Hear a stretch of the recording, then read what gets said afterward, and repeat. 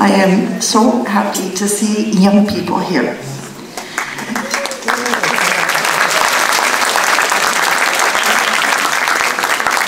I just came back from Ottawa for the March for Life. I was there for 2 days. I came back Friday on a youth bus. So I am like hyped. But you know something? On the way back, the youth, one of them said that we're the future generation of pro-lifers. And I told him, no, you're not. You are the generation. Because the new generation is babies. You all sitting here are not the future of pro-life. You are the now of pro-life. So please continue as we old folks age out. So as we begin, let us invite the Lord to be with us this evening, to guide and bless this evening. I'll ask Father Bogdan to come up and lead us in prayer.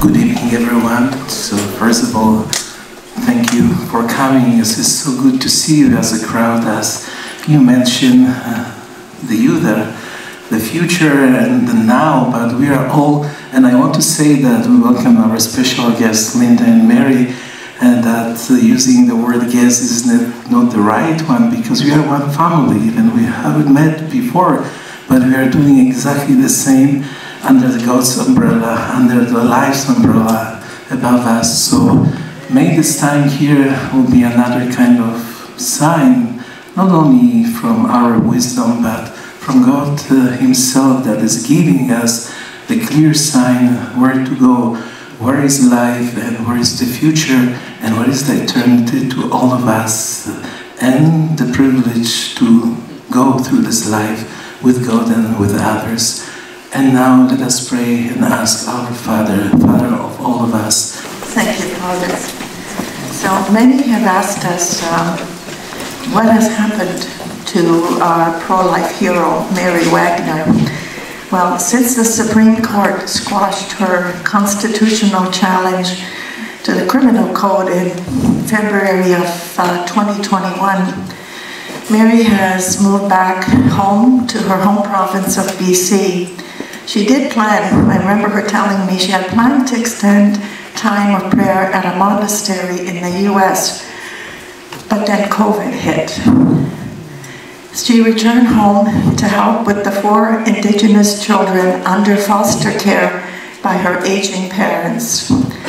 It's not surprising at all that God would call Mary to care for children, as she has done for so many years for the unborn children. Many people are willing to say they're pro-life, but few eagerly argue for it. And you know what? It takes courage to be willing to sacrifice time in your life to protect the lives of babies. Mary Wagner has had a long road towards achieving legal recognition in Canada for the humanity of the unborn. She has spent about 6 years of her life in prison for them. So what was her crime? Trying to save unborn children by going into the abortion clinics and quietly distributing roses and leaflets suggesting other options than abortion. She is also, the recipient of the Queen's Diamond Jubilee Award, awarded by the Governor General's Office. I admire Mary greatly for what she does and she did, for her courage and determination. The struggle for life in our country is extremely difficult. Each year in Canada, thousands of unborn children are killed by abortion, and their defenders are being persecuted. Showing the truth touches the hearts, and it forces all of us to think. At least I hope it does. So please welcome our lovely guest, Mary Wagner.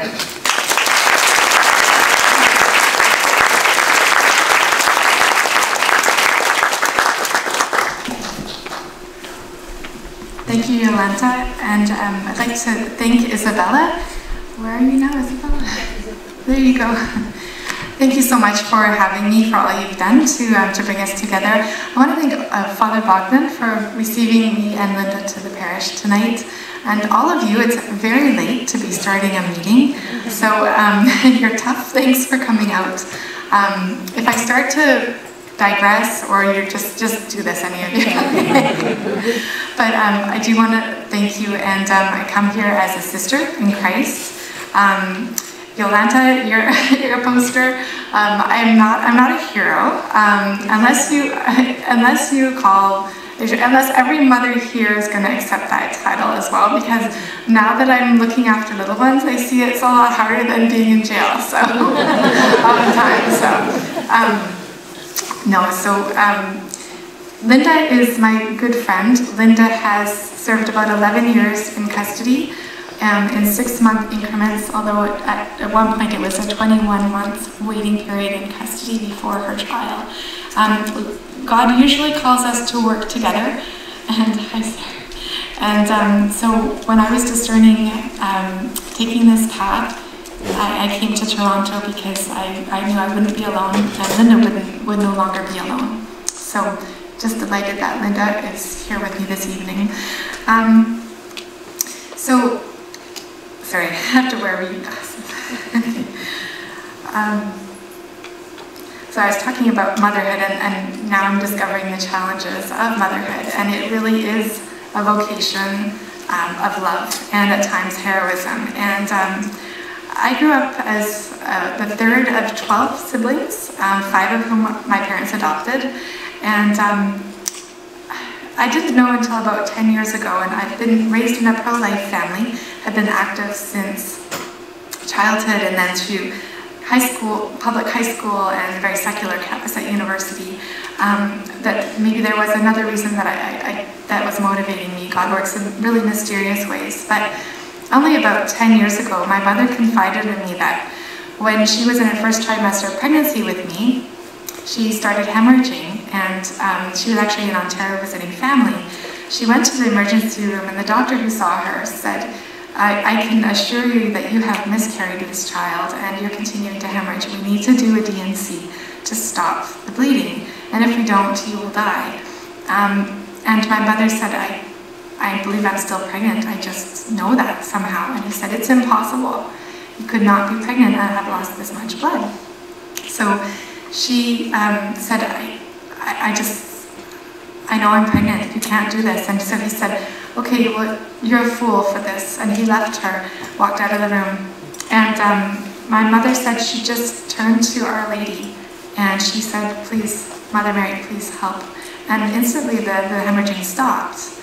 And that's why I was named Mary. And as a kid, I didn't really like the name because I didn't appreciate no one else was named Mary except old ladies. And so now I'm very grateful for the name and for her guidance in my life and the awareness that she guides mothers in a particular way, but really she's a mother to all of us. So I had the example of a mother who really laid down her life for her kids, born and unborn, and also she had other difficult pregnancies. She was on bed rest for my brother Connor, who was born. They said he would be very disabled, and he's got 2 masters in mathematics now. Doctors don't always know everything, and sometimes mothers have great intuition that leads them a lot further. So as I say, my family was very pro-life. At university, I was active in pro-life work as well. And a long story short, that really began in Denver in 1993 with Pope John Paul's visit to Denver, who really proclaimed strongly the importance of loving life and of living the gospel of life without fear. His counsel from day one was do not be afraid. And that was Jesus, right, in the beginning, saying, don't be afraid, I am with you. And so right from a very young age, hearing that message from John Paul II, who helped me discover that faith is a living relationship with our God, the author of life, led me to a real journey that ultimately led me to see the truth of the words of Jesus. Whatever you do to the least of my brothers, you do to me. Whatever you fail to do to the least of my brothers, you fail to do to me. And so after working with other university students on campus, working in a pregnancy home for mothers with unexpected pregnancies, God gave me a great grace. My grandmother had given me the image of Divine Mercy, along with the image of Our Lady of Guadalupe. And I had a friend who was doing some scientific research one summer while I was working at the pregnancy home. And he told me, I'm troubled by the work that we're doing right now, and I asked him to share with me what that was. And he said, well, we were given specimens, and these specimens were the heads of small babies. Yeah, and I was alarmed, and he said, I'm really uncomfortable. And I said, well, of course you would be. Do you know where these babies' heads came from? And he said, I don't know. And I said, if they were really small, they were probably aborted babies. And you've got to find out and ask your supervisor. But he did not want to rock the boat. And I was really distressed by that. And he was Catholic, but just saw the importance of his career and continuing on with his work. I didn't want to jeopardize that. So I went to pray for him before the image of Jesus, Divine Mercy, asking for Jesus to open his heart and to give him the grace to have courage to seek the truth. And what God gave to me was the grace of a broken heart. I had always been pro-life. I had not believed it was necessary to see the image of a broken baby, even though I had seen pictures of the victims of abortion. I never wanted to see a video of it, but God gave me a grace in an instant to see the destruction of a child, probably first trimester, and it just crushed my heart. At the time I did not realize it was a grace because my heart was grieving and sorrowful and just in shock, but over time I realized that this is an immense grace because I think each one of us, if we are to respond to the unfathomable love of God, is to have the grace of his love, sometimes through a broken heart, really to grasp something of his love. Because even though it was not a grace, like I wouldn't say with religious connotations, it was a human being that I saw being destroyed. And so that awakening helped move me from the abstract problem of abortion that I was fighting to a very concrete understanding that abortion is about the unique child, the unique mother, in danger, not tomorrow, but today, and who need help, who are abandoned. And what did Jesus say? That the least of my brothers, that's him. Jesus said to Paul, why are you persecuting me? And so with that awareness came immediately to, this is happening in places where I know, where it's happening, and it's happening every day, every working day. And so for me it was a matter of, well, I have to go and try to stop these children from being killed. I had a commitment to the expecting moms, one who was 14 in the home, with a house mother who was leaving, and for them to have no support. So God gives us a call, but sometimes it's, okay, wait. So I waited, I sought spiritual counsel, which at the time I was very young in my faith and hadn't had much of a chance throughout my life to really have a relationship with any priest, but I thought, well, surely spiritual counsel is just for really holy people, you know, a priest to take the time to talk to me. But my mother said, you know, you really need to talk to a priest. She was worried that I was going off on, you know, losing my mind or something. So go talk to a priest. So I talked to a good priest. And he listened, and he said, continue to pray. Ask St. Therese to help you. Ask her for a sign. And anyways, so a very clear sign when I left the church was meeting a young pregnant woman and a teenager from Ontario. and she was pregnant, and she was abortion-minded because of the pressure of her boyfriend. And so, long story short, having met this young woman, having confirmed with my spiritual director that, yes, you have a relationship already with somebody who's abortion-minded, you need to stay with her. So I would go and try to offer her support. She was at the cathedral for days, weeks, abortion-minded but not able to proceed because she didn't have the health coverage from Ontario to transfer to BC. So I understood that as somebody, as her friend, and really only friend in Vancouver on the street there, that I had an obligation to her and to her baby. And she told me at one point finally that the abortion was scheduled for the next day. And so I accompanied her, met her outside, and went inside with her as well. And long story short, my being present in there was discovered by the abortion staff, because I was with her, but then also talked to a young girl who was called before her, and felt I need to say what I can to her. So because there was a discussion between us, the abortion staff ended up trying to isolate me from them surrounding me, and eventually calling the police, because in Canada we have no laws against abortion. It's considered a business, and if you own a business, somebody comes on your property that you don't want, just call the police and they'll get rid of them. So that's what happened. I was taken into custody along with my friend, who was just praying outside, but it was the word of the staff at the abortion clinic that she was doing something else and she wasn't supposed to be there. So police arrested her and me. We were released, and aside from, you know, just sitting in jail on a stinky cell for a few hours, that was it. We went out. I was looking for the young girl in the subsequent days, and I did not see her for 2 weeks. When I did see her, she told me that she had aborted the baby. She said the baby is gone. It was clear that to her that it was a child. There was never any doubt for her. And I could see the loss. I could see she lost weight. I could see that she'd been through a terrible ordeal, and she did not want to talk to me about it. She was too upset. I took that back to prayer, and I realized how what can seem as failure doesn't necessarily mean that we're to stop. We're to stop and give up. And so it was clear to me from that point on, and having gone inside the killing place, that there was a complete absence of love. And St. John on the cross says, where there is no love, put love, and you will find love. I can think of very few places on earth where everything is against love than inside the killing place, which is often within a hospital.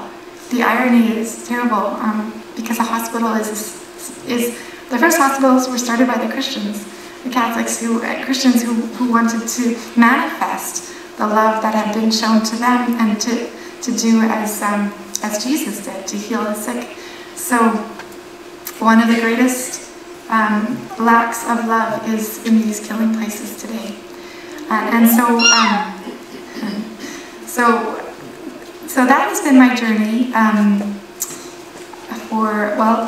as Yolanta said, I spent about 6 years in total in custody, in and out in the Toronto area, always praying that other people, with Linda, who's been active for many years longer, praying and hoping that other people would also be called in a similar way. And sometimes people, I know when I first heard about the rescue movement that started in the United States, I was about 13 or 14, and all these Americans, in response to the law changing in the 70s, rose up, and it was a greater movement of nonviolent civil disobedience, larger movement than the civil rights movement. More people laid down their freedom for our unborn brothers and sisters. But in no time in history had there been such a reaction from the law in a crackdown. So eventually, the penalty became to the point where people were looking at having their life in prison. And the heart, I think, of the movement were mothers and fathers, and there were priests as well as bishops, and there wasn't a single person who remained in these rescues, continued with these rescues. It just stopped, and they had just started in Canada, and they stopped as well as a result. But what has changed there? The law became more strict, became more harsh for people who were defending life. But does that mean that our response has to be? And Linda and I have talked about this, and we don't. How can an unjust law or a law applied unjustly somehow manipulate how we as Christians are going to respond? And so, so it's been our hope that other people will. And now as a mother, and in a sense a single mother, because I'm helping raise the children with my elderly parents. If I were to go to jail, they would be abandoned, and I don't feel that that's a calling right now. But I do believe that God is calling other people. In the States right now, I have 8 friends. Well, 2 are very close friends. And one is a young woman, a convert to the faith. She's only 30 years old. They, for their nonviolent civil disobedience within these killing centers, have been in custody since October. They were sentenced by a judge who had been Catholic educated in her undergrad and her law school education, and but is fiercely pro-abortion. And she has given the impression that she will really apply a harsh sentence to most of them. So our friends, our dear friends, and one of the youngest, 24, the oldest 3 are in their 70s, and the others are in between. They're looking at 4, 5, up to 10 years in custody for putting love where there is no love. So I just would like you to keep that in mind, because specifically this coming week, this judge, Colleen is her name, will be sentencing them. So May 15th, 16th, and 17th, they will be sentenced. And as I was writing a letter to the judge on behalf of my friends, I thought I was writing a letter to plead for my friends, but I started writing, and I realized all of my friends are fine. They are having prayer groups in custody. They are there's amazing work being done. They are talking with the women, just befriending people, and much like the experiences that Linda and I had, there's a lot of good that's coming out of their presence in custody. But when a judge who is put in a position of upholding the law, of upholding truth, really, that's what the law should be founded on and ordered to. And she's going to be making a decision like that, where the babies are already condemned and condemning people who are trying to protect them, that she needs the prayer probably more than anyone. So if I can ask you to pray for my friends whom you'll see, and Judge Colleen as well. The first, Raphael, if she could. Oh, sorry, I put you on the spot. Thank you. Okay, so my friend Joan, could you pause it there, please? Thank you. Oh, okay, so you saw Joan Andrews-Bell. She was really at the heart of the rescue movement. She's 76 years old, I think, right now. A very beautiful, beautiful woman. She just won my heart. She's a model for me and Linda of her love for each and every human being. And the first time I saw her was at a conference in Toronto. And I walked out of the elevator, and she was in the middle of talking, and she was responding to a question that somebody had about how do we respond to those involved in the killing, because they're killing human children. No, they're the enemy. And her response was, we love them, we absolutely love them, and we need to pray for them. And she, with her witness in the Operation Rescue movement, involved in peaceful, loving, firm action, though, to put themselves between the mother and child and those who would harm them. Not any violence or aggression, but putting yourselves, laying down their lives. She caught the attention of Dr. Bernard Nathanson, who was one of the pioneers. It's not a good word, but he was one of the first, one of the doctors who helped turn the law in favor of abortion back in the 70s in the US. Who later admitted, when he had a conversion, that they lied. That they lied, they manipulated statistics to make it seem as though many women died from illegal abortions, when he said, we just wanted a way to gain the sympathy of people. So Bernard Nathanson asked Joan to be his sponsor when he was confirmed into the Catholic faith. So sometimes people will say, well, you're going into these places and there's it's going to be intense, it's going to be chaotic because you're interfering, and then certainly that my experience has been the doctors are not happy that we're there. They are not. But I do believe that they can't deny the truth that somebody is there speaking for the victims, the little ones who they would try to say are not important. So this is Joan, and she's a mother. She got married at 44, had one child, and they adopted 6 more, 4 from Russia, 1 from the United States. And her husband founded Good Counsel Homes, where they take in any woman who needs a home, any mother, no exceptions. And this has spread to 9 homes in the United States, Good Counsel Homes. So Joan Andrews Bell, and she chose not to have a lawyer, so she'll probably get the harshest sentence. The reason for not having a lawyer is because our unborn babies have no advocate. Our unborn brothers and sisters have no advocate. And for her, it was a matter of identifying with them. She's chosen to ask people not to correspond with her because that's like something she can offer to Jesus, is just, you know, praying in like a Carmelite sister. That's how she's trying to live her time in custody. So there's Joan, and then we can see the others.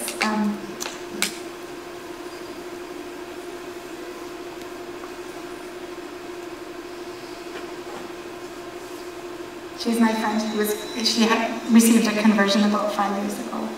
He's married with children and he's a grandfather.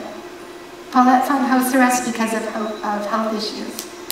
And Jean's been shackled and been denied communion. Will has been a good friend who, very inspired by Pope John Paul II. And then we saw Heather, so I think that was all of them. One more. So just to give you an idea that these are, not all are Catholic, there's some Christians, and she's saying she's an atheist, but she's been coming to Mass. She's been going to Mass when they have Mass at the jail. So how could you be an atheist and, you know, have so much love? So I don't think it's going to last long. Yeah.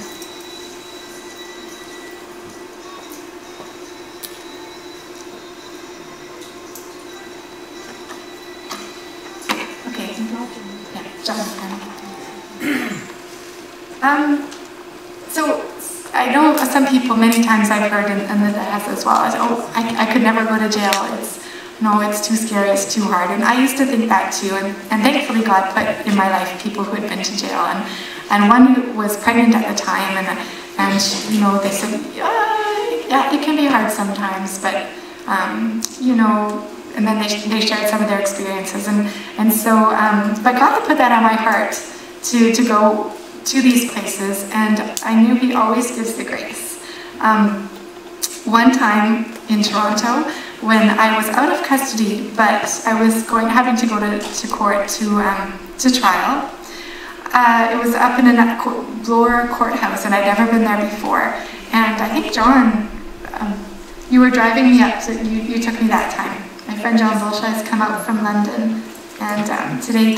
And as we were driving up, I realized we were passing by Downsview land. And I had not seen Downsview since I was in Toronto for World Youth Day with my brother. We drove across Canada from Vancouver for the World Youth Day then. And that was beautiful for him with the Pope, seeing the Pope. And he just came back with a smile he never had before. And it was a special time. And as we were driving to the court, passing by, I just felt like, oh, there's Pope St. John Paul II. He's kind of giving a little sign that he's there. And so we got to court, and the prosecutor, for whatever reason, did the worst prosecution ever. And it was deliberate. I could tell he was not interested. There was nobody showed up. No witnesses showed up. And the judge said, well, nobody's here to speak against you. I don't think we have a case. So we went home that day. I was expecting to be going to jail. And John dropped me off at my friend Lida's home. And I closed the door. She wasn't home. I closed the door, and I'd been staying with her for a little while. And I looked, just for whatever reason, I looked up. I'd never seen it before. But she had this this picture of John Paul II with this little smirk on his face. I'd never seen it before, and I just thought, okay, he's really present, and the communion of saints just became really clear to me. So I'm sorry, I've talked a lot, kind of gone around in a bit of a ramble, but I don't know if there's anything else that I need to say right now. Linda is going to be speaking as well. We're going to have a time for questions and answers after. I just thought of one more thing before I forget. We are in the time of the Senecal. So one of my favorite times of the year when, well, it's actually started. It started tonight. If anyone has been to Mass tonight, you're already the Feast of the Ascension, or Thursday if you've gone to a monastery. So we are in the time of the Senecal, where we are we're called to pray to recognize the gift that was given. You know, I think the apostles entered that time in fear, right? But the prayer, as they just obeying, right? Not knowing where that was going to lead, faithfulness to prayer. And then the gift of the Holy Spirit, and then the church. So I'm grateful that we're here at this time. Thank you.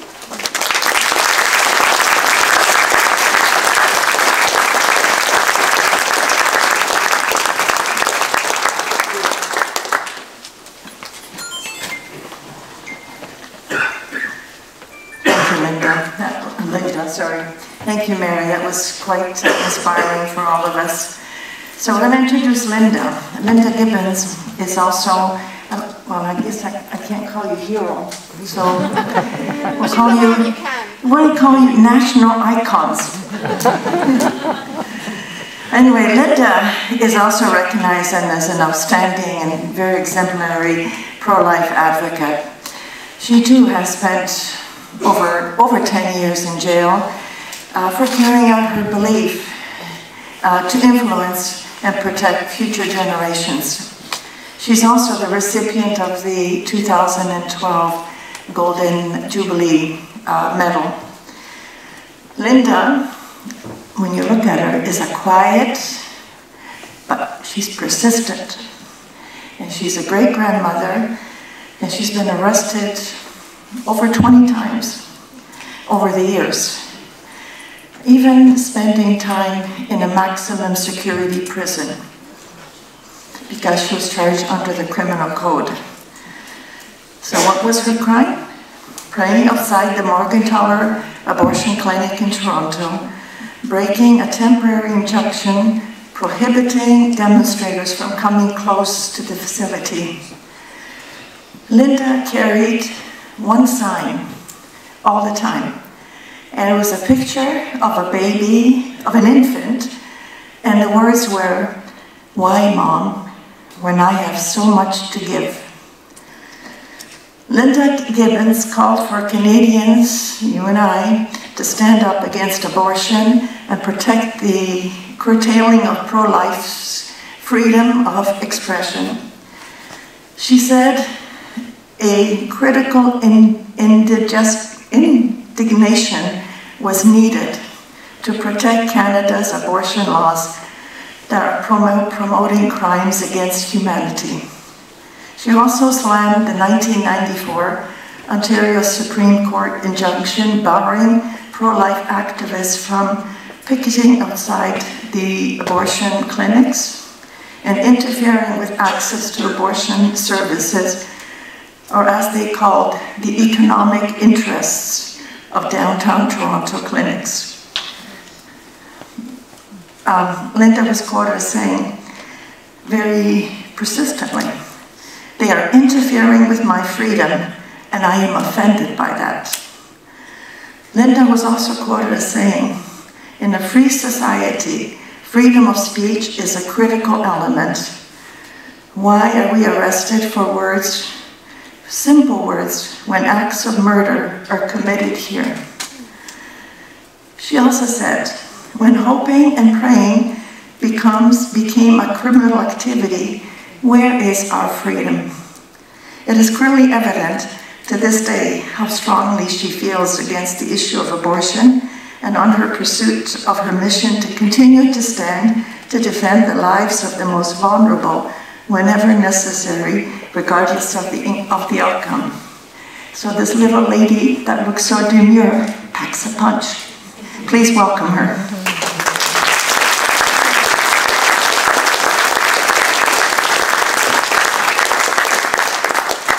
Thank you for those good words. And they're true. Yeah. I can't even remember I said some of those. We do. I'm so glad to be here. It's a joy. And thank you for having me. As pro-lifers, we are doing three things. We're standing in Christ. We're standing in our commitment. And we're standing in our courage. God's word says that in Him we live and move and have our being. The unborn, you can say the same with them. They live and move and have our being. They have a shared part in our journey. Stephanie Gray, who was with Show the Truth, was debating a professor at Ottawa University. And the professor was claiming that the unborn was a parasite. That was his claim. Stephanie rebuffed him by saying, a woman in her monthly menstrual cycle, every month, that body is preparing for a fertilized egg to come into the uterus. That uterus is there for one purpose only, to receive a child. And therefore, when she was talking to him, 2-3 days later, he's talking to his university class, and he said, I'm losing sleep over what she said. She had brought it to the point where that unborn is one of us, and they have a shared space. We share space in our mother's womb. We were where they are. We were kicking around in our mother's uterus, bouncing off her uterus wall. So we have that common space for living that we can identify with the unborn. They were created for God's purposes, and His will for them is to live. There's a little prayer I like, and it says, what He wills, when He wills, as He wills. We are standing, secondly, in commitment to defend life, to love our neighbor. We embrace them as not other, but truly as our own children. One time I was at a family gathering, and someone on my son's side had said to me, it was my daughter's 18th birthday, and I just come out of jail. And he said to me, those children are not your children. These are your children. And they were 4 or 5 little ones. And I remember saying to myself, it resonated in my heart immediately. No, they're mine. They're mine. I claim them, absolutely mine, as much as these are living and breathing. Those are my children. We do not accept the unborn to be used as a political football. Neither do we accept arbitrary classifications at what stage in pregnancy are they a life worthy of preserving. So we don't brook those arguments, and we believe that every child, without exception, no child left behind, is ours. We will resist authorities who would restrict our ability to stand for the unborn. So an authority that will come and tell us, you cannot be here. That God has called us. It's a calling. He has called us to defend His children, His children. We will answer the cry of the unborn. Joan Andrews, who you saw on the screen today, wrote a book, and her book was, You Reject Them, You Reject Me. When I read her book, a statement in it has never left me. She has said, to the degree that we are willing to suffer for the unborn, to that degree we make the unborn suffering real. The book of Acts is not a book in the Bible. The book of Acts is not a book that was written for the politically correct or for people that would be compliant. Courage comes at a cost. In an evil time such as now, we cannot remain docile and on the sidelines. We show the courage of our convictions. This past weekend, many rallied in Ottawa. In the fall, many people gathered for life change. The good labors of, there's nothing more beautiful for me, nothing more beautiful than a pro-life group within the church. The pro-life groups should not be out there somewhere. No, they belong center front in the church. So I commend the pastor here, I commend the pro-life people here. You bring joy to me to know that this church is for life, for life. There is another work that's very precious to me.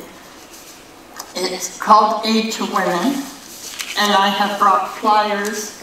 I would love you to pick them up and read them. Aid to Women is a crisis pregnancy center. It was at Gerard in Parliament, and then there was some mold in the basement that was seeping up into the air system. They have moved over to Santa Cruz Parish on Argyle. And the director of Aid to Women now is Mary Helen Mose. Since COVID happened, was finishing, they have saved 100 babies since COVID. At the present time, they have 37 babies, mothers that they're looking after. They look after them up to 2 years, bringing them supplies, taking them to doctor's appointments, giving what they need. And Mary Helen told me a week ago, Linda, our funds for our center are down. So there's 2 girls that work in the office.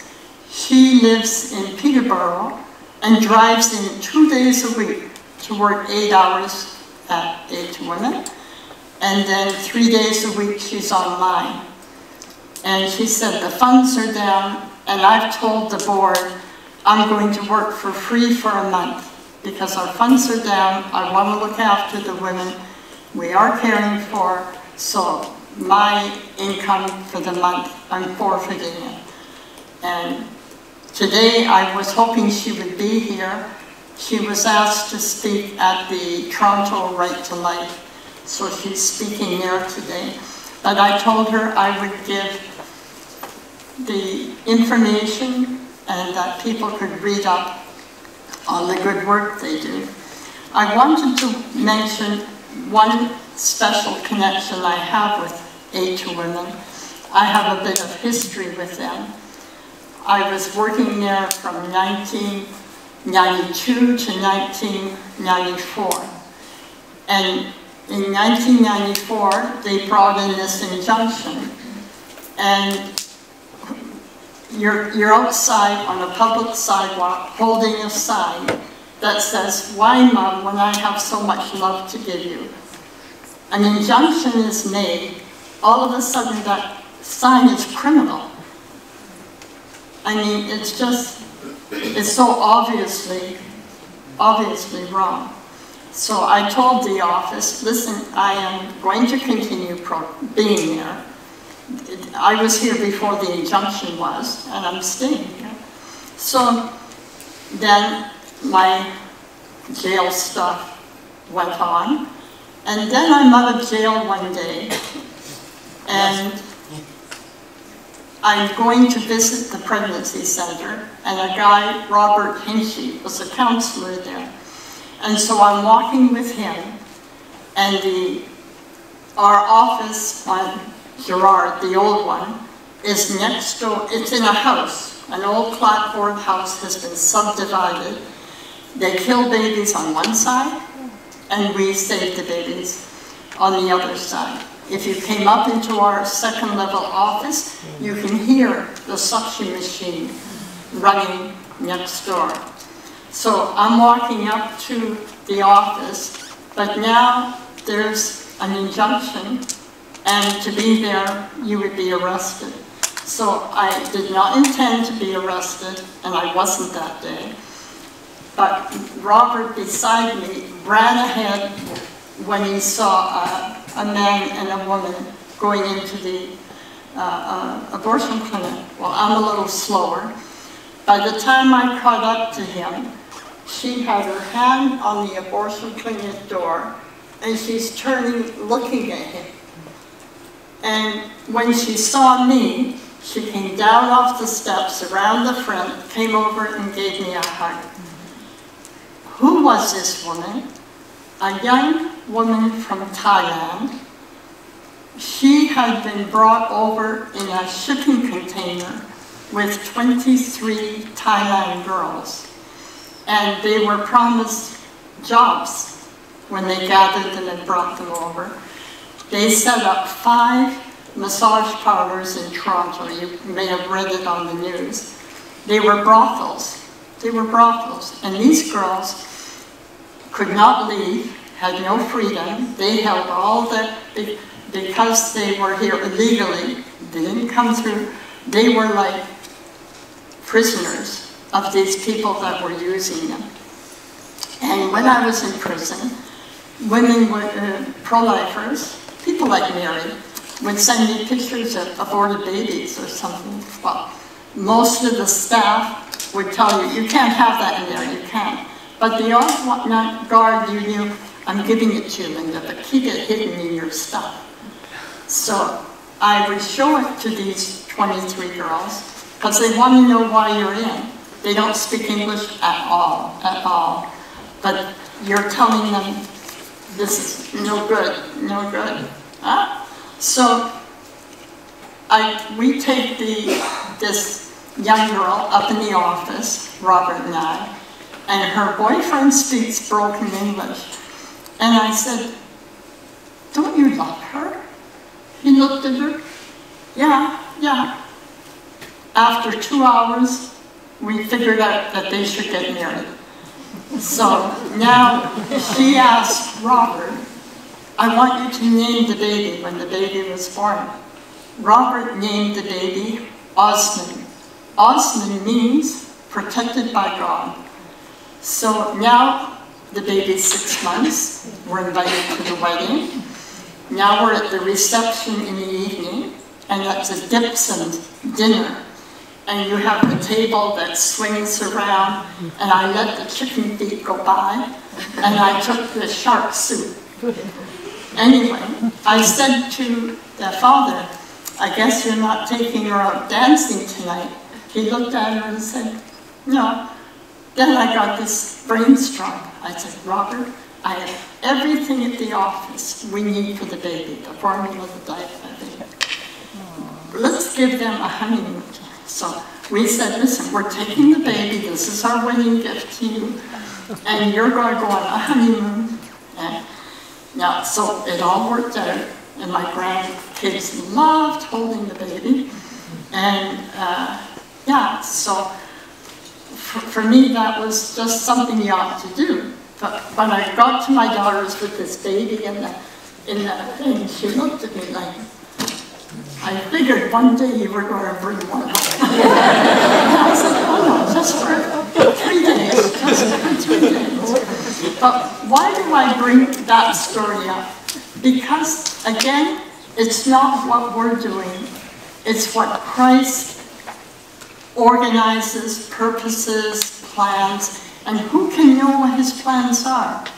When you do pro-life stuff, you don't say, well, I'm going to do this and it's all going to work out this way. You say, I don't have a clue. Give it to God and God will. But if you knew the timing, I think of that day when that girl had her hand on that doorknob. The abortion clinic, if they had seen her at the door, the police would have been there, they would have hauled her in. So we say, seeing eyes blind and blind eyes seeing, that God did something special there. And that time, you're almost holding your breath. Mary Helen, that has saved that 100 babies, she gets that phone call, someone calling and they're abortion minded. I mean, your heart is just in absolute, just so wanting, and knowing that that call is time limited. If you're standing in front of the abortion clinic and a woman's coming up to you and walking in, you've got like 7 seconds to say something meaningful. But that time is precious. And the idea that, well, you do what you can to try and keep women out of these issues, you educate them, but no, but that time, when a woman's going into an abortion clinic, or a woman's on the phone, that time is precious to God. And at that point, we don't stop our ministry to the unborn. You know, we use whatever ability we have for the last second for that child. And anything else would be abandonment. To say, well, I'm for it and I'll do this, but not this far. The idea of going to jail or having a criminal record, it's like there's a price to be paid for courage. And we're willing to pay it because life is worth it. Life is worth it. So I just, again, thank you for being here, and I want to leave you with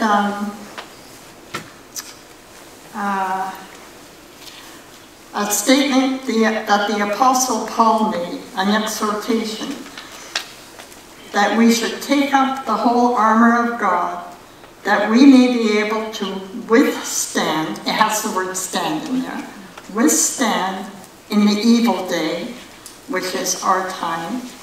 And he ends with saying, and having done all to stand.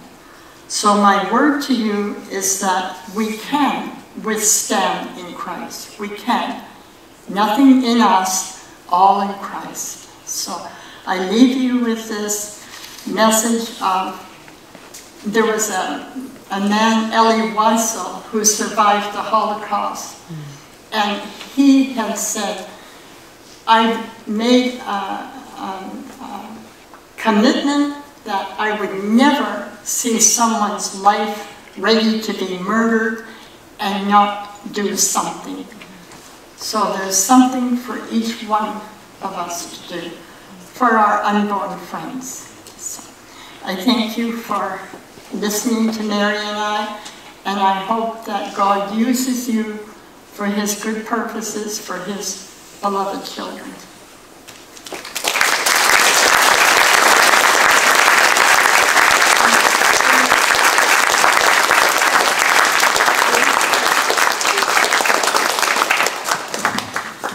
We're going to have a quick, hopefully quick, Q&A session.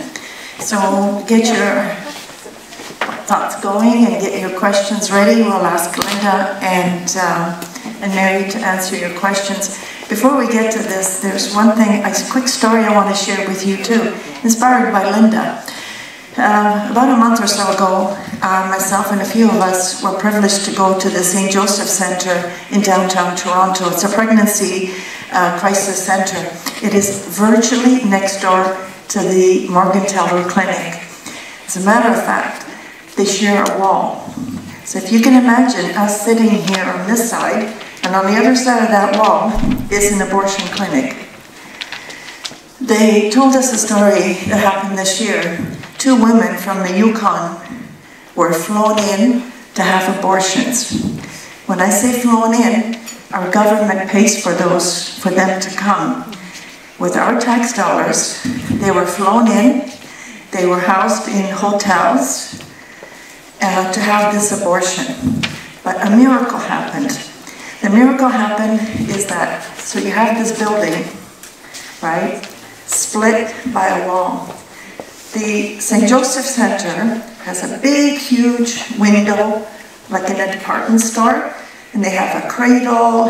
It's all yellow and white and cute, and little teddy bears. On the other side is 6 steps. I counted them. 6 steps in a dark, gray, black building that you have to enter, and it's high security. You have to think you're going into Fort Knox. Well, what happened is these 2 women came in from the Yukon, took a cab down, and guess what? They assumed that the abortion facility was St. Joseph Centre. Well, they saw the cradle and the babies and the high chair, this old-fashioned high chair. They assumed, well, this must be the place. So guess what? They walked in, the staff spoke to them, welcomed them. Long story short, 2 babies were saved. And Mr. Trudeau paid for their return here. All right, so let's have a Q&A, sorry. Anybody? Well, I do want to say thank you again to everyone who did come this evening and come from far, quite a distance. There's a question. Can you clarify the case that went before the courts? Sorry, you're asking to clarify the case? That went before the courts. My case? Your case. Okay. Yeah, you're charged with breaking the injunction, but when it comes down the road, it showed up as mischief for about 15, 20 times, and then we took it to our case to the Supreme Court, challenging the validity of these injunctions. And that's a good thing if you're interested in the legal end. Father Van He is a priest that picketed in front of the Parliament buildings for 25 years. All winter, he even got frostbite. He'd be open the whole time that he has a challenge on the injunction. He wore a sandwich sign that said, "A nation that doesn't have free speech is a corpse." And Father Van He's case, they've been just dilly-dallying with it for 2 years. So yeah, I'm hoping to break that injunction in the next month or 2, and maybe that'll give a little credence for Father Van He's case. Like he's out, so it's sort of theoretical that if they had someone in prison, then they would have to give him more credence for his case. But yeah, that's Father Van He in Ottawa. Hello, thank you for being here, both of you.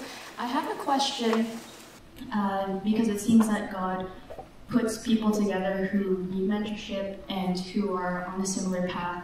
And I was just thinking that in the UK, recently, within the last 1 or 2 years, there was a similar case of the director of the March for Life, I believe in England. Her name was Isabel Monspruce, and she was arrested for praying within the bubble zone. And then she was also joined by, well, a similar case of another priest whose name I can't remember, and then there was one other gentleman, Adam Smith Connor, who was also arrested for the same thing. And it seems like God puts people together who need the support of each other. And so I was wondering if you could share a bit how Mary and Linda, you two met each other and started working together.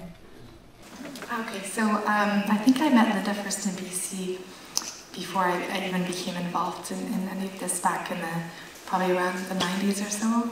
And we kept in touch, but Linda was in a different province. I'm from BC.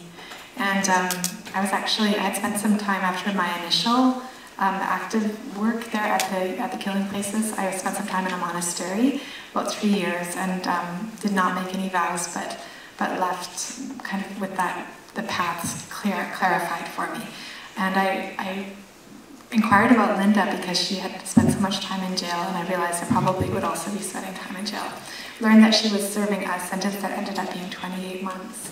So for me, coming back to Canada, I really felt like Toronto was the place to come because Linda was here, and that God does ask us to come together and work together. Usually, He sent the apostles out by twos, and it's just it seems like common sense. And so it was 2010, and I've been back in BC now for almost 5 years. But yeah. Hi, I was just wondering if you could share what our present laws are. What is legal in terms of praying outside of abortion clinics in the bubble zones?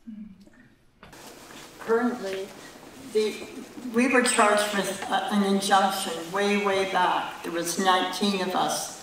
And then the Premier Wynne, rewrote a new injunction Ontario-wide. And in that injunction, it protects all abortion clinics, it protects drugstores that hand out the abortion pills. And their whole idea was to just remove us from the street. But if you got a copy of that injunction and read it, it said, someone walking by an abortion clinic looking disapprovingly. You get it? Just a sour face towards the clinic. It is a criminal offense. So, yeah. That is not an exaggeration. The exact word is any oral or written, any kind of gesture that is disapproving abortion. So the reason Father Tony Van He, the Jesuit priest in Ottawa, was arrested there is because he held a sign that said nothing about abortion. It said, it was a quote from Jordan Peterson about denying free speech. And it was interpreted, because he was a Catholic priest and he was within the bubble zone, that it must be therefore showing disapproval of abortion. And he was arrested and he spent time. Yes. No, that's why the woman in the UK was arrested too. She was praying and the thought police were there. What are you praying about? It's laughable, really. It's terrible.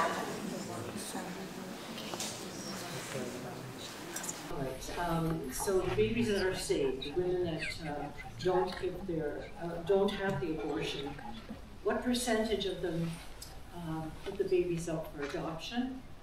And secondly, the ones that are put up for adoption, what is the process? Can anybody say, you know, we want to adopt one of the babies? Very few women that change their mind and have their babies do adoption. But adoption's a wonderful thing. When I was in prison, there was an Afro-American woman who had lost 3 children to the children's aid, was pregnant with twins, and the hospital doctor, a terrible pro-abort doctor, she told her, well, you might as well get rid of these because you've lost your other 3. We arranged for those twins to be adopted out to a lady who lives not far from Lindsay. And those boys now are 30-some years old. So adoption is a beautiful thing. I would just add too that there are actually a lot of children waiting to be adopted throughout Canada. If you're looking to adopt a healthy, so-called healthy newborn child, that's not a minority race, then it's hard. The waiting list is long, but if you're willing to take an older child or a child who may or may not have medical disabilities, there's a big spectrum. But there are thousands of children waiting to be adopted. It can be complicated for various reasons, but there are lots. I'd like to add to this because your question was about how many, and the question about how many can never be answered. And the reason is because all the statistics are hush. We don't have access to how many abortions are done in Canada. We don't have access to how many adoptions are done in Canada. It is tremendously hard to get this statistical information. It's all under lock and key, so you ask why. Well, I think you know why. So it's hard to answer that question. And just maybe a little digression from the very beginning, because it was a question how God arranged some meeting of people to work for this cause. You mentioned that we met her from BC, so I connected with before Christ. But remembering that everything started before Christ, because saving each child is saving Jesus himself. In many ways, so we have to do this arrangement with the Father that the God in Christ can be born in us, in others, just whatever you do for the least, yes, you did it for each. That's just an impression. But the question maybe on behalf of those who are praying on the street, sometimes they're afraid and need to meet some violent people, just the shouting or just trying to show the case in a not peaceful way.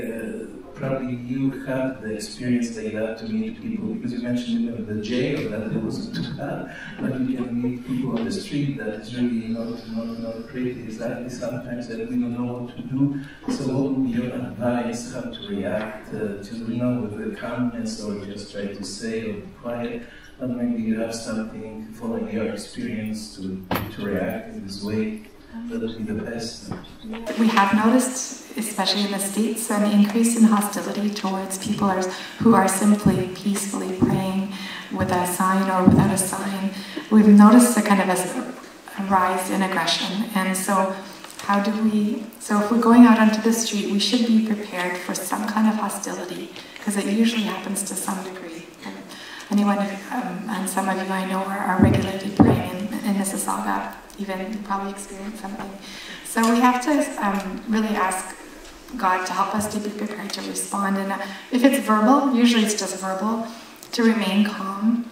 The person who's acting hostile towards us is probably coming from a place of hurt.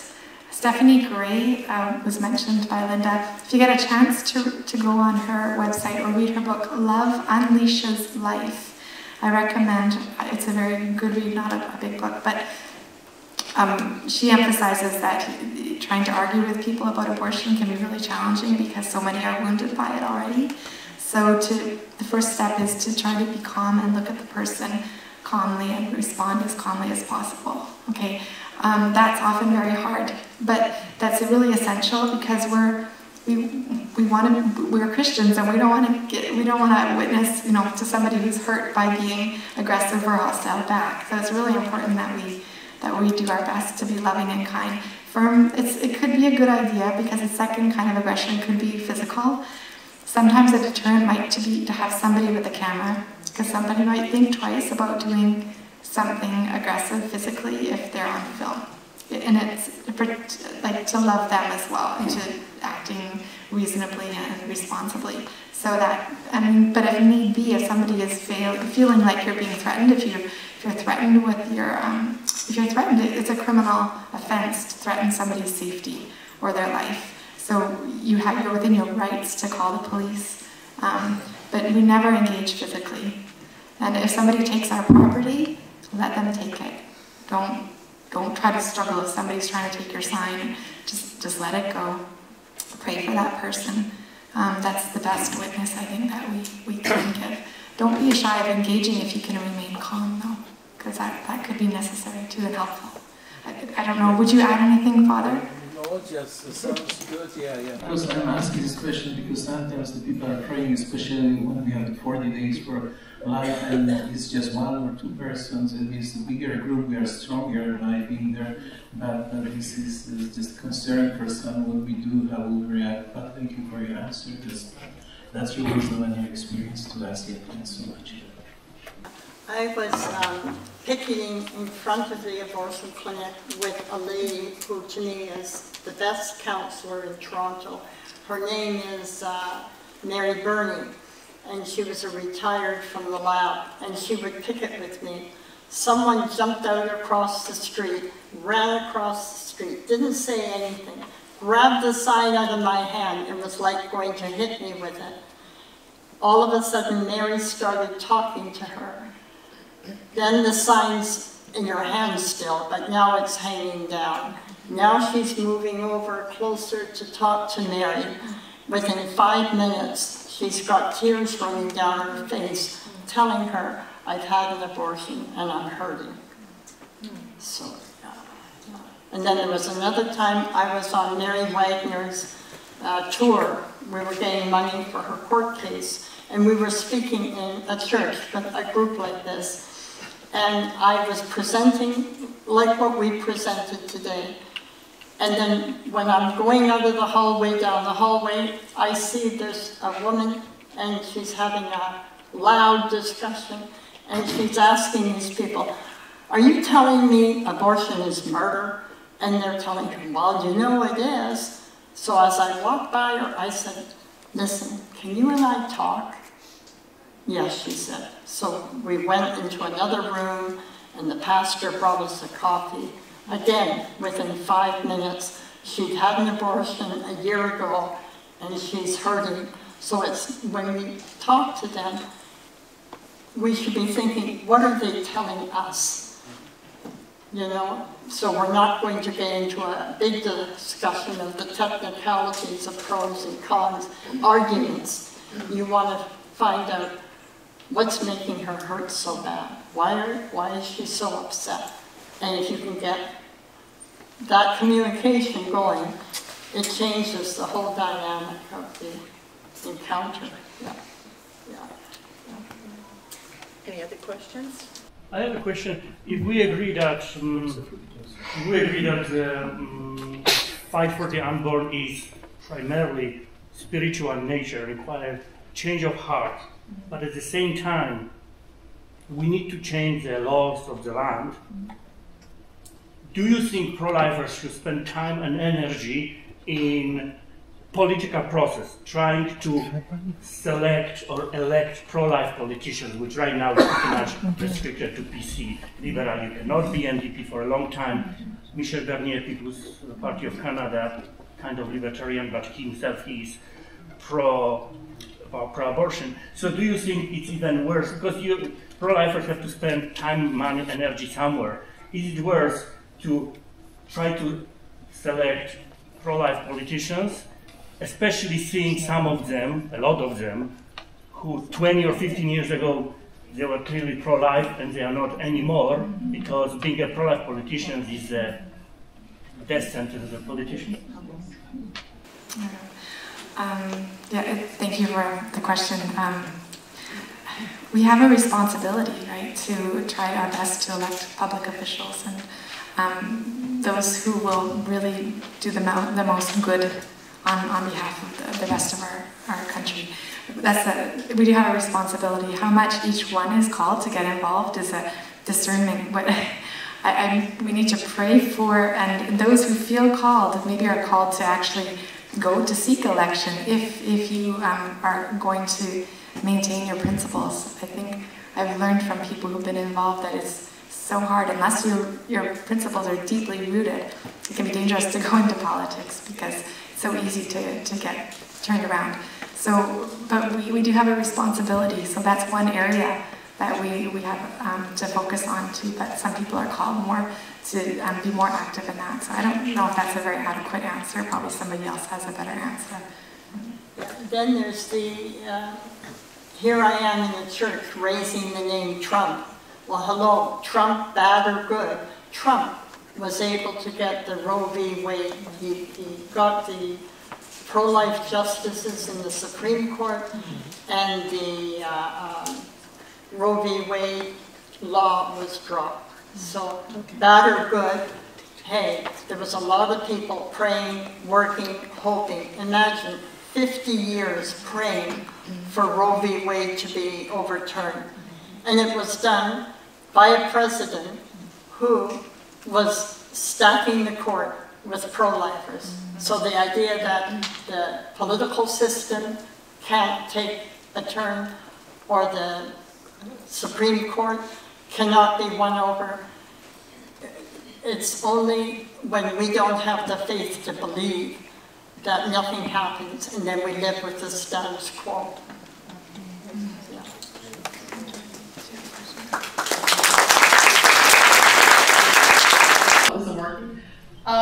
I just wanted to ask how, if you guys have any resources, ideas about how the ordinary people in this room can make an impact to the pro-life movement in Toronto. So I guess what I'm asking is obviously a huge thing to discern putting yourself at risk to get arrested, or, you know what I mean, some of the amazing heroic things that both of you guys have done. But whether it's particular pro-life prayers, whether it's being able to donate on a regular basis to the St. Joseph Center, if you guys could give the room a handful of ideas of things that we can, us ordinary people, can do on a regular basis to make a big impact on the movement, and also helping women that are in crisis in Toronto. That's a great question, Monica. Thank you. I think I can speak, first of all, for people like Yolanta and those who are praying outside of where the killing is happening. I listened to Abby Johnson speak in her book. She's a former manager of a Planned Parenthood. Now she's converted, became Catholic even, and she said that when they were inside, when she was involved on the inside of Planned Parenthood, they knew when people were outside praying, because there would be fewer women showing up, and there would be things happening that made them realize that something's different today. So number one is, well, prayer, no matter where you are, prayer. But especially at these places, there's nothing that I think that can compare with being at the foot of the cross in that way as Christians. And you can, I don't have the ability to go more. I go once a week when my little girls are at choir, and I just pray and walk around the building, and we just pray the rosary and trust that God is doing something there. But the crisis pregnancy centers, I believe they are, I just talked with Enza from St. Joseph Center. They're busy. They would welcome volunteers as well. Speaking of, how many times does it come up in conversations too where we could say something and we don't? But that's, you know, that's another way. Bumper stickers, if you're brave, that's a small way too. There are so many little ways that we can start if we're not already. And I want to just think about our unborn brothers and sisters. It's what's happening with our elderly and vulnerable as well. Very similar situation too. Linda, did you have something you wanted to add? When I first got involved with Pro-Life, I was working at the military headquarters, and we did a little prayer group behind a circle behind Morgenthalers, and then the sheriff came and said, you people are going to be arrested. And the verse that came to my mind from the Lord was, could you not pray with me 1 hour? So all what was going to be ahead of that, I know none of it. But it's a calling. And if you come to God in sincere, urgent prayer, saying, Lord, I want to do something. Show me, lead me, guide me, bring me to, and He'll take you from here to there. But it's not something that's laid out in front of you. No, it's the Lord. He'll prepare you, He'll take you, He'll connect you with, and then it's a matter of just saying what God has begun, He will finish. You said when you talk to people, of the people that you talk to that are going for abortion, how many, once you talk to them, how many go and how many don't? What's your kind of success rate? So, if somebody might be able to answer that better, who is there regularly, like Linda's mentioned Mary Helen, she's there every day pretty much, so she'd have a better understanding of that. Because when I have gone, and recently it's happening in an office building, so we don't know who's going in, but there's no way of reaching them. But it's very, very difficult to reach somebody at that point. You realize the poverty of reaching somebody who's already come to that, made that decision. It's by God's grace, and there's no magic formula for the words that are going to take effect. It's more, I think, the failure of the cross more often than the glory of the stories of those lives that are spared. But I think that what is important too is that when Jesus was put on the cross and he was dying, no one was able to take him, even his mother and those who were with him were not able to stop him from suffering and dying, but the fact that they were there to love him and be with him, that is of infinite value. So our attempts might fail, but that baby was loved, that mother was loved. So that's where I think it's important to look. And but the more people who are there, and the impact, you can't deny it when you have a former abortion worker saying that people were there and fewer mothers came. So there is an impact. Right? Statistic my son brought up that said that during Obama's time, when he required women to go to counseling first before they went on abortion, the abortions were lower statistically than during Trump's time when he cut out the required counseling. I can't speak to that. I'm not aware. I have not heard that at all. So that was the statistic, and I was curious if you I would want to know the source of that. I haven't heard anything about that.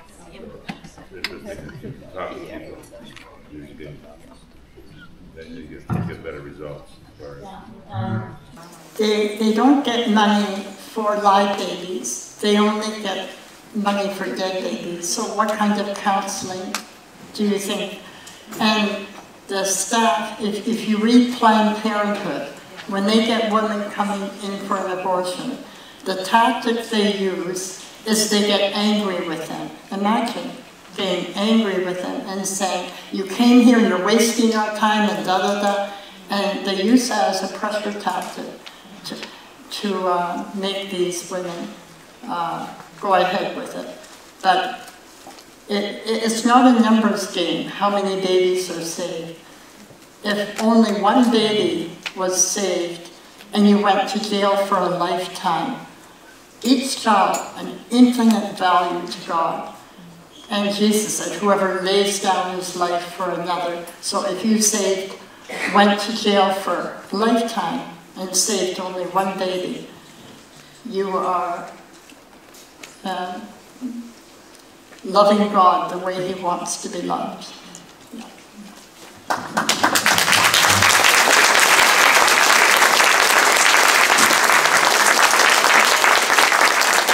I want to just add one sentence to your question about politicians.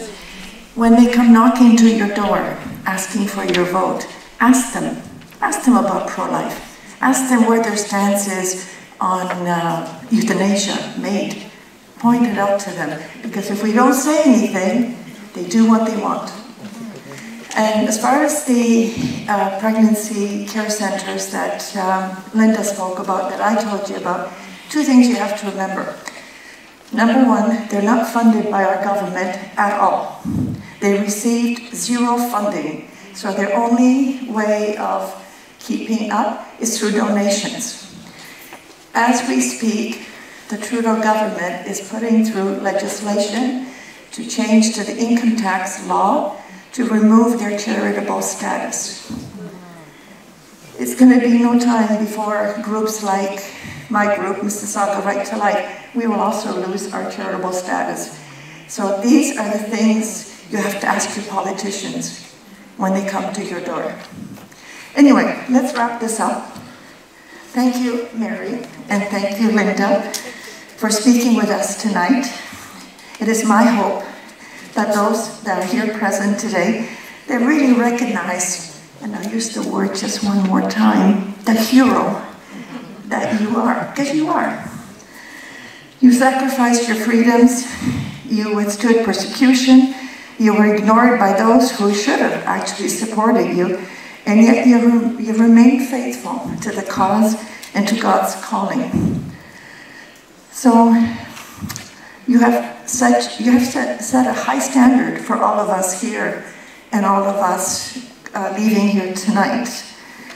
So I'm going to propose a challenge to our young people. As I said at the beginning, it is your turn. I mean, we're not finished yet, don't get me wrong. We're in here for the long fight. But the challenge is to the young people. Hear what these two lovely days have said. Hear what those of us in the pro-life movement, what we're saying. And we're asking you to take up the banner. You know that saying, be not afraid? Please don't be afraid. We need you, we love you, and we want you to carry on. So brothers and sisters, we need to remind one another that this world, despite all this craziness, is still beautiful, and it's good, and it's true. And don't allow darkness and evil to in any way prevail. Together, let us continue to advocate for more support, more information, and more protection for girls, women, the preborn, the elderly, and the most vulnerable in our society.